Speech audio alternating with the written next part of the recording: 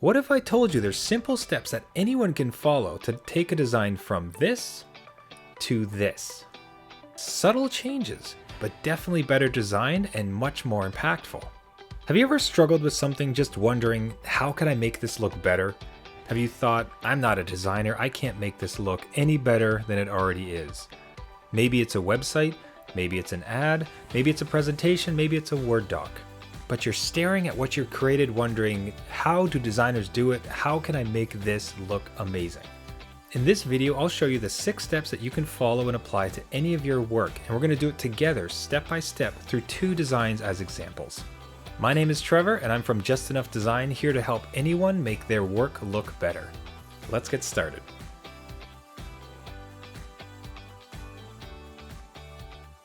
So 6 steps that you can follow to improve the design of anything you work on.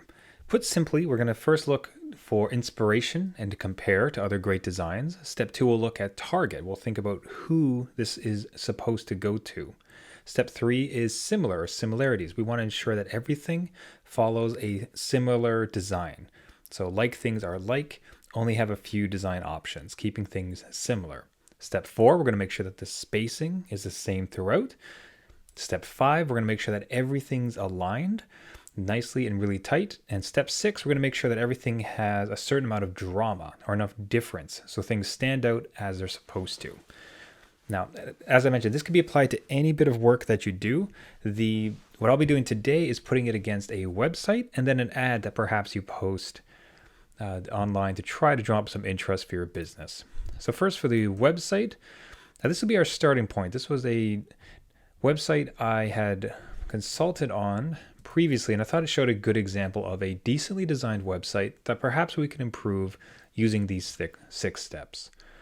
So as you can see, pretty straightforward website. You may have built something similar in your own past. So let's go up to our step 1. So inspiration and compare, or inspiration and comparison. Here, all you're looking to do is find similar work that you can put your website beside. And it's very simple to do. You do not need to design in a vacuum. You can feed off of other designs. What I highly recommend that you do is go to a site like Dribbble, put in the type of website that you're building and see what other people are doing. See how it looks. You can even take one of these photos and put it right side by side of yours to see how it compares. See what they're doing well, see what they're doing interesting in areas that you can improve. So compare your design to what others have done that look really great and notice the subtlety of the elements. Bigger text, better spacing, tighter colors, whatever else. So you're looking for inspiration and comparison. Do not design in a vacuum. Do not think you have to come up with it on your own. Get out there. How does it look compared to others? Step 2 is target. Now again, this might be an exercise you've already done before you arrived here. It might be good to readdress when you come back into this, but this is a conversation, a idea of who is this design for? Who do I want to see this? Who am I trying to reach? What am I trying to tell them? What is the target of your design? And right off the bat, you can see for this one, credit conversion, it's about people and their finances. You have a couple here with papers with their credit card looking at a laptop, right on point. So for instance, that seems to target it very well. But often when we get into the nitty-gritty of a design or a finishing up of a project, we've kind of forgotten who it's supposed to address. So always bringing that back, target. First 2 steps, kind of aspirational as far as bigger world thinking. Maybe you've gone through that.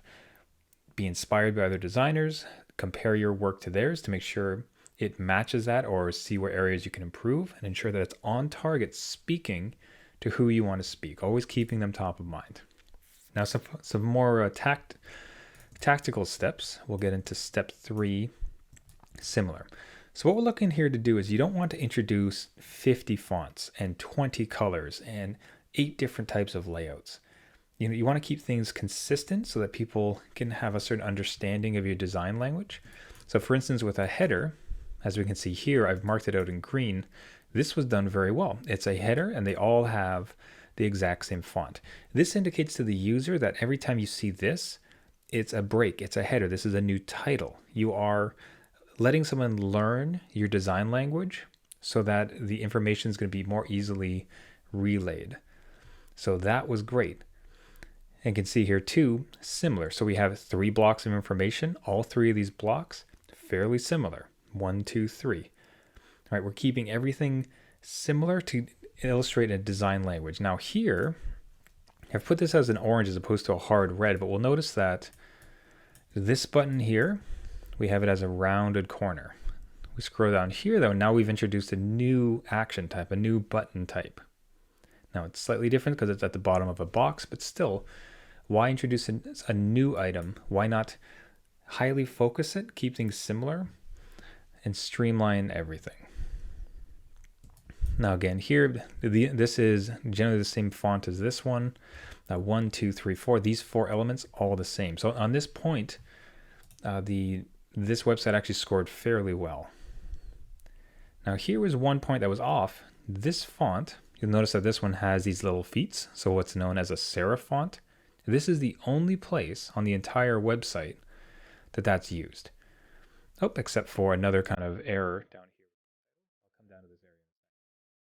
But compared to all these other fonts, it's the only one that stands out. All the other body text, ready to go, and all of a sudden you get into this, it feels out of place. So, bit of a red flag, not similar. Now you'll see that here too in the bottom. These 3 headers are using fonts as well.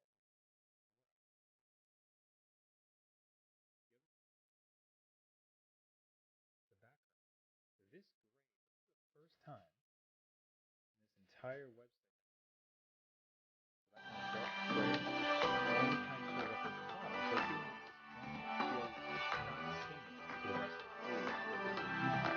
That's why I'm you can imagine this blue is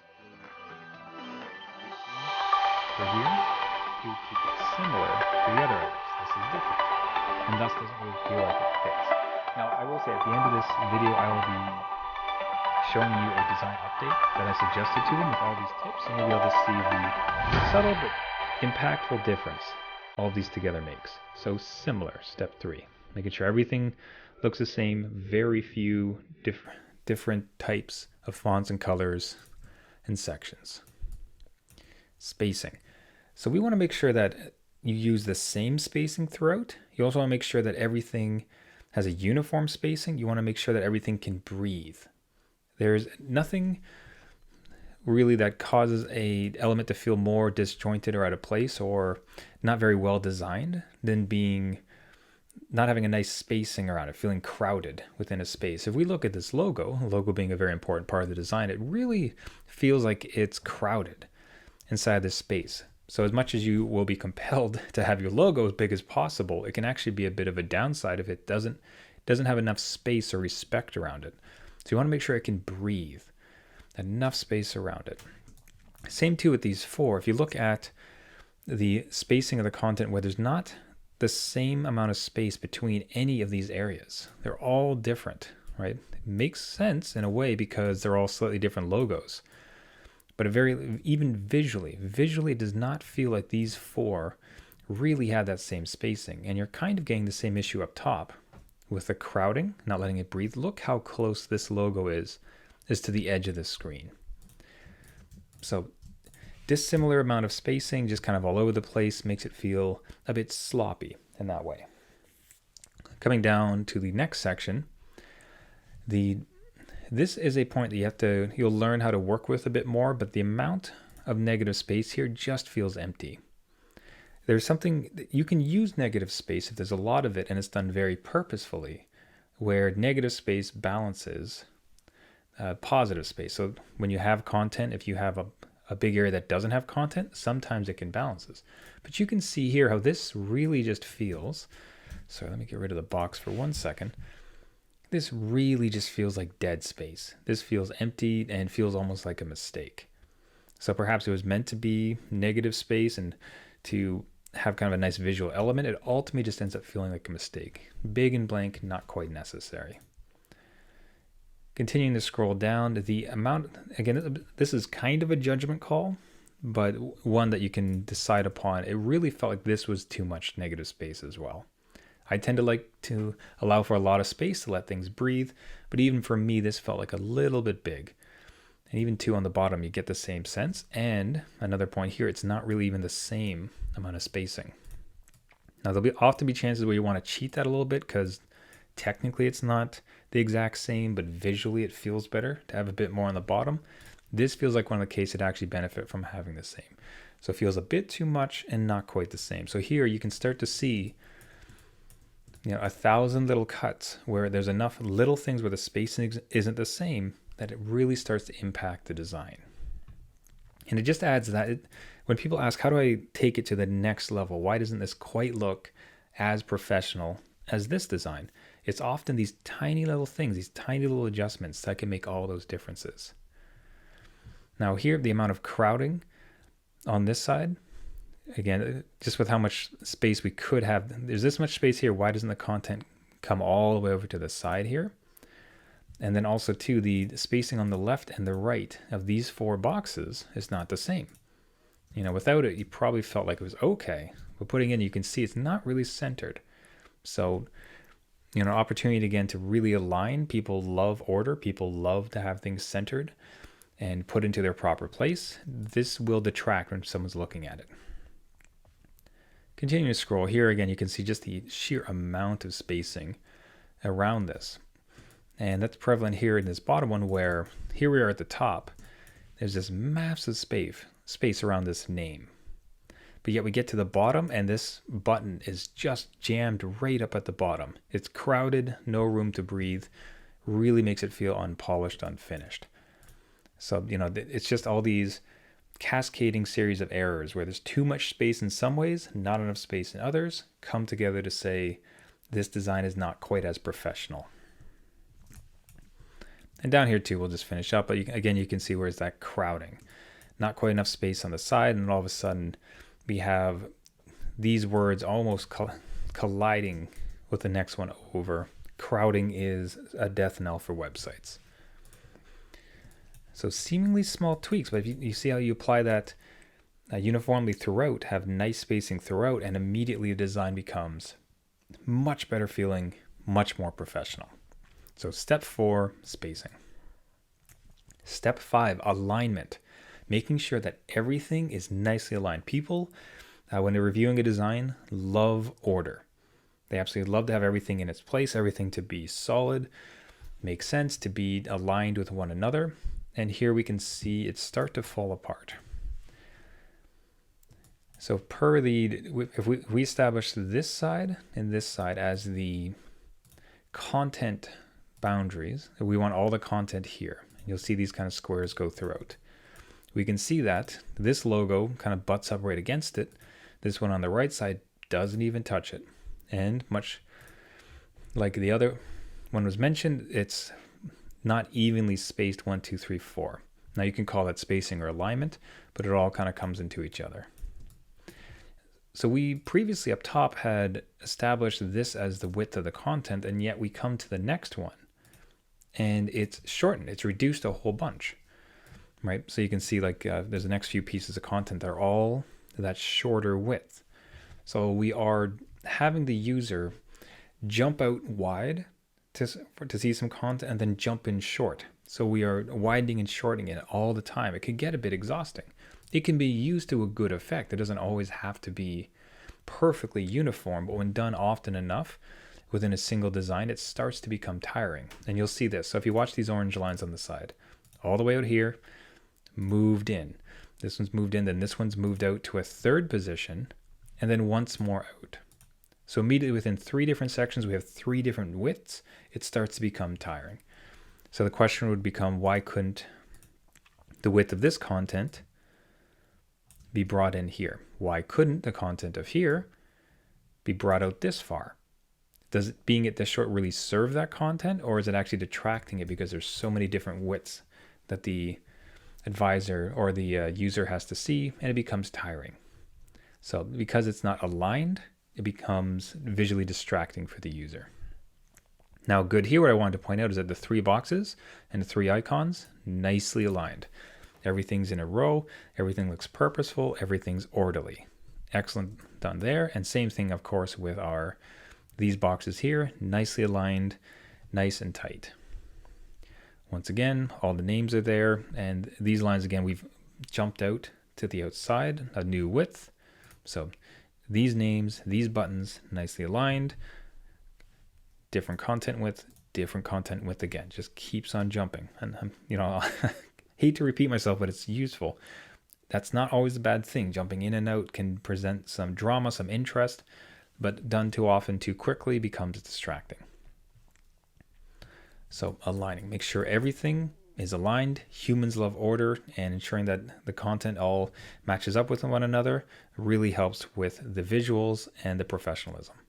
Next up, step 6, and one of the more fun ones, drama or difference. So we want everything to feel purposeful. We want everything to feel like it's supposed to be there, doing what it's doing, and we want there to be enough difference, enough drama between elements so that you can actually notice them. We want things to be different enough so it's visually relevant and that you can conceive what they're trying to talk about. And an excellent example of this is right at the top. This text is very difficult to read. You can hardly make out the first word with right, and the rest of it barely.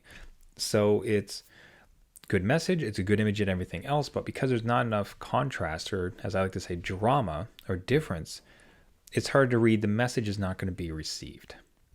You can see that too as we come down with these two logos on the right side. Because they're softer, they're this sort of gray on gray, they kind of fade into the background. They almost look disabled as opposed to something of prominence, of interest. So there's not enough drama or difference to really be meaningful in here. It almost starts to feel like a mistake. Not enough drama, not enough difference. And for the rest of the design, there wasn't too much that really was bothersome. Now coming down to the bottom, we do see the text. So again, much like the top banner, there's not enough contrast or difference between this text and then its background. That means it's going to be harder to read. You might not even notice it. Might feel like a mistake. It doesn't have to be exactly white or exactly black on white, but having enough of a contrast so people can easily read it and you get your message across. That same idea, of course, you can see in this footer text where it's fairly different or not different enough, so it's kind of hard to read, and especially for something like a menu, certainly not something that you'd want to have done. So it really makes an impact, really makes a difference, having enough drama or difference with elements to ensure that it's meaningful and it gets the messages across. Okay, so that's all 6 steps. So we looked at inspiration and comparison. Get out there and find other examples of designs to look at yours and see, let that be your guide for how you can improve yours. Target, who are you talking to? Who are they? How will they see this? How will they receive it? Constantly driving home that message so your information will be best received. Similar, do not introduce too many colors, too many fonts, too many images, too many wide array of different things. You want to try to keep things somewhat narrow and uniform so that you begin to speak a design language that your recipients can learn and understand. Step 4, spacing. You want to ensure that everything is nicely spaced out. You don't want anything nicely spaced out. You don't want anything too crowded. You don't want anything too far apart. So a nice room to breathe. Especially with something like a logo, it's a great example of this where you'll be tempted to go as big as possible, but if you give it a bit of extra breathing room so it can kind of own its space, it's actually going to have more impact. So making sure there's enough spacing around everything, not too much, and just everything can breathe and feel comfortable on the page and ready to be consumed. Alignment. People love order in design, so make sure everything's aligned on the left and the right, everything is tight, everything's in straight line and matching so that there's no visual confusion or busyness around trying to jump around and consume the content, keeping everything aligned and tight. And finally, drama difference. If it's going to be there, make it impactful. Make sure things can be read. Make sure that it's meaningful enough. Make sure it doesn't fade out and kind of feel like a mistake or disabled. So ensuring that there's enough drama or difference to be there. Now, let's look at the result. So we come over to the result, and as I said, what was great is the site was a fairly good design. There was not any massive change, but I think you'll be able to see there's a fairly nice effect when we go through and apply our steps and make subtle differences to take it to that next level. So first thing off the bat, we have this great banner, and all we've done is taken this color and put it behind the text, made it even a little bit transparent so you can still see the image, but now the wording on the banner, the message, pops right out for us. We look at this logo on the top left, I've just reduced it a little bit, and immediately, look, compared to the logo on the left, this is one of my favorite examples of the effect of giving the right amount of spacing. It is smaller, but it just feels like it owns that space and immediately makes everything feel more professional. Coming down to these logos, 1, 2, 3, 4, we've brought in the content so everything sort of aligns on the left and right, stretching things out. And we've given them equal spacing throughout. We also made sure that there was enough drama, enough difference so that the two logos feel appropriate. They feel like they're supposed to be there, not disabled. So you can take a look again. If you just do the quick left and right, okay, logo, okay, banner and the wordage, okay, the 4 logos of the scene in. Just subtle changes making big differences. Now this type of situation, lots of ways to solve it. But you remember the big problem was that there's just too much blank space to really work. And accordingly, one way to fix it was, let's keep the text on the left and let's put the content on the right. And here's that button. Now you see, it almost looks like I broke my own rule in that this is not aligned necessarily, but you can see how, since this box below is with the content above, it can now kind of jump back and forth a little bit without feeling so overwhelmingly different. So with the spacing here, our way to solve it was to bring up the text onto the right. You could have put an image, you could have had this go all the way across so it's just wider. Plenty of ways to solve it, but filling up that blank space. And we opted for the text on the right. Next up, we just tightened up the text here. So the thing to regard is the amount of spacing here, especially on the top, compared to here. This gray transitions us into the next section, and we just tighten it up. We make it look better. In some way now, you notice I didn't change these buttons here. I think ultimately when redesigning, I had listed it as an orange as maybe a problem. I think because of the context of the boxes, I think it was okay to leave as square. Didn't mind that it wasn't the same circle. There would be a decent argument to try this with circle buttons inside of the squares, but that's a design decision. So this next one is an excellent example of alignment and spacing and how it tightens it and makes the content come across better. So look at the amount of space this all takes up, and especially look at this negative space between the title and the numbers, compared to having these nice and tight together, having it closer to here, and having both sides aligned with the content above. Let's actually go ahead and get a line. Let's make that something noticeable, right? So just having that alignment compared to where the alignments and the width just keep intersecting with each other and breaking. And in this case, not even being the same on the right side, brings it in, tightens it up, looks sharper, and also helps people read them because they're not having to jump back and forth so much. So you can see a really excellent example of how alignment can really impact, alignment and spacing can really produce content that looks sharper. Now for the spacing here, a couple things going on now. The amount of space for the name felt a bit silly, like so much for Greg S, which is nothing. And then down below, this button is just squeezed in there. Didn't make a lot of sense. So we reduced it and just included it throughout there. And then there's read more. Now I would say this is a good argument for target. So for when I'm thinking of the person who's going to read this website, do they really care about Gael B or Kim or Valerie or Greg? What information does this give them? Unless this is a famous individual, this name does nothing for me. What I want is reassurances that this business is good. I want a testimonial. So what really matters is the words. So putting the words first here, and then the name just to show that it's attached to a human, and then the read more, all properly spaced. We brought in the content again, so it's matching the left and the right here, and looking much tighter. right? So two parts of that. So I'd say target and really thinking to the user, what do they care about? Do they care that the person's name is Greg S? No. Do they care that they're saying that this is a great service? Yes, that's important. So spacing here, alignment, and also the target, thinking of it. Now coming down here, so the first point we had mentioned on the text below not being bright enough, we have made it kind of a flat white, so it's much more contrast. And even better, during the design, we'd noticed that this blue didn't really stand out, especially for a call to action, you want it. So we went and grabbed this yellow. Now this might seem like it goes against the uniformity or the similar vibe, but we do have the yellow of the logo and the yellow used in this menu, and also the yellow of the icons. So pulling out that color to use it as a high drama point against this blue was a very easy decision, and you can immediately see like which button do you want to press? Which button would you want to press? Definitely the call today. So down below, as opposed to introducing a brand new gray, we went with this really dark blue. We cleaned up the spacing and the alignment, so 1, 2, 3.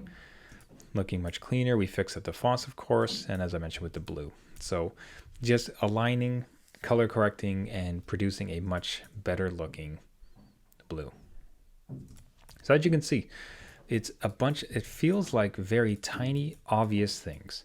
Inspirations and targets, inspirations, target, similarities, keeping everything the same, spacing, alignment, and drama, make sure they're different enough. Sounds so minuscule, but when you look at the results stacked on top of one another, it can be a very meaningful change to your design. Great, now let's apply this to another design. Let's hop over to Canva and clean up a design, an ad that would go on a website or social media or somewhere else.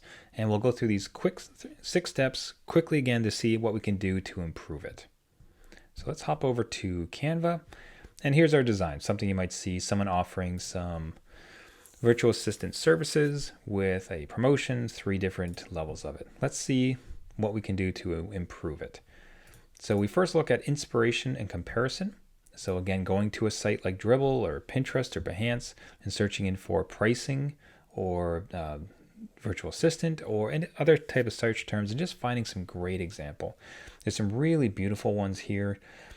Lots of great options of how they've aligned things and laid them out, done things with color to give you some inspiration. So that looks really great. Now target, the who or the what. For this one, I'd have to assume they started at a pretty good place. If this was for a mom and pop shop, if this was for a services business, you could see this type of wood grain in the background and blue colors working very well. If this was security, if it was accounting, this might not feel quite appropriate. So we can assume that this targeting is fine, and we can swing back around to it. But it would depend too. Again, if this was like an accountant, I don't know that this would work quite as well. But we'll assume this is for a subset for a virtual assistant and therefore quite good. Next we go to similar. Is everything the same? Now we can look, everything seems to be the same font, at least. We got Open Sans, and that's a great start.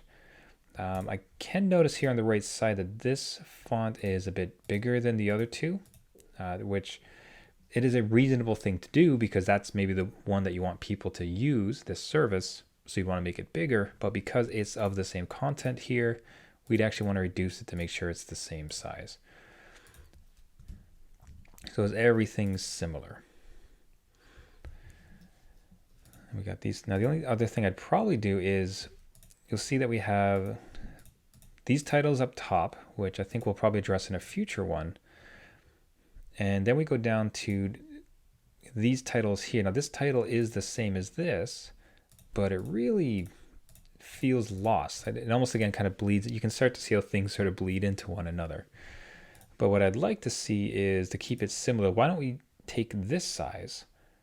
So the one here at the bottom is up to 20. Why don't we do that? Because it's kind of meant as a title, right? And again, this sort of bleeds into drama, but still looks okay. So we'll tell you what, we'll probably bring that up to 20 as well. I think we might even make it larger, but immediately, if it's the same size, at least we're not introducing too many fonts. And if we come down to the bottom here, this actually looks smaller than this text here. So let's go ahead and bring that down as well. So we are all using the same fonts throughout. Everything's looking good. Now, I'll tell you what, this looks 16. I don't mind how that looks. Let's put this up to 16. Definitely an improvement from the, I believe it was 18. Let's bring that down to 16 so it's more familiar with this one, and keeping things more familiar. Great. So similar. Spacing. Now, it looks like everything has been spaced nicely. The only thing I don't necessarily like is with this logo here at the bottom, it's not quite, it's got a weird interaction with these two here, where there's more spacing up here because there's less text. So a couple ways to address that is to have this left aligned. So just the text left aligned so it kind of matches up with that logo nicely. Now this point kind of gets into alignment, but that doesn't help us any. One thing I tend to like to do, this type of thing, is even break them up. And go with right alignment here. And that kind of gives you like a bigger, bolder type of spacing and some more room around everything else. So between these three looking okay, this looks a little crowded, and especially compared to the amount of space at the bottom. So let's go ahead and grab all, bring it down, and just give that bit of extra spacing. So okay, tightened it up. Everything's spaced a little better. Now alignment. Now the one I'm sure you noticed right away is we have a lot of alignment issues.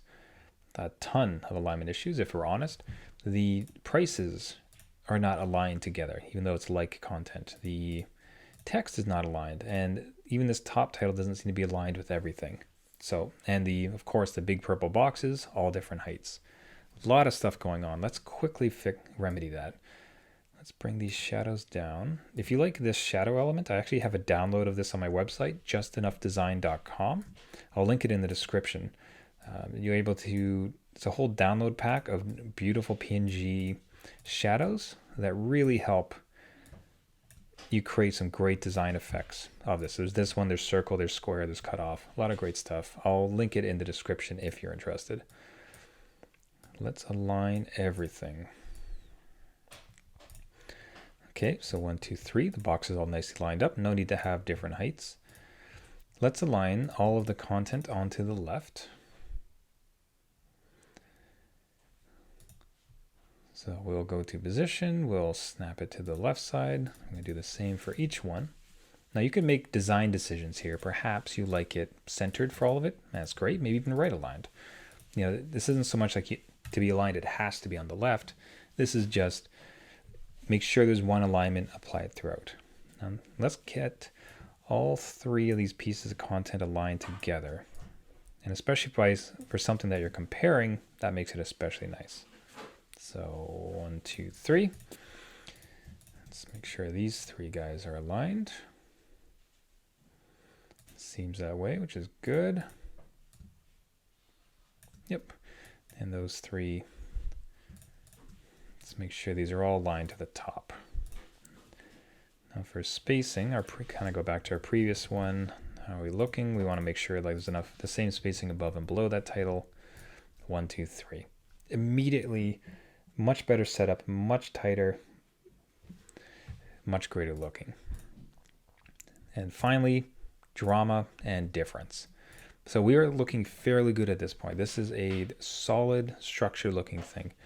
What I'd like to see though, let's punch it up a little bit. Where can we offer some more drama? I think the opportunity is in this font we chose for the titles and the pricing. I think we can afford to punch that up a whole lot.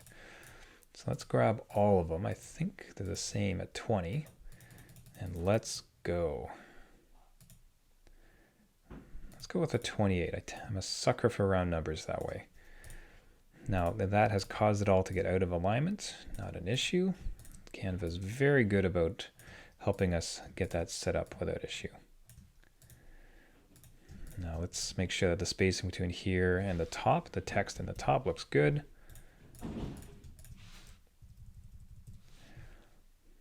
There we go. There we have it. Looking solid. And how impactful is this compared to the design that we started with as far as organized, well-balanced, aligned, easy to consume? dramatic, and just excellent.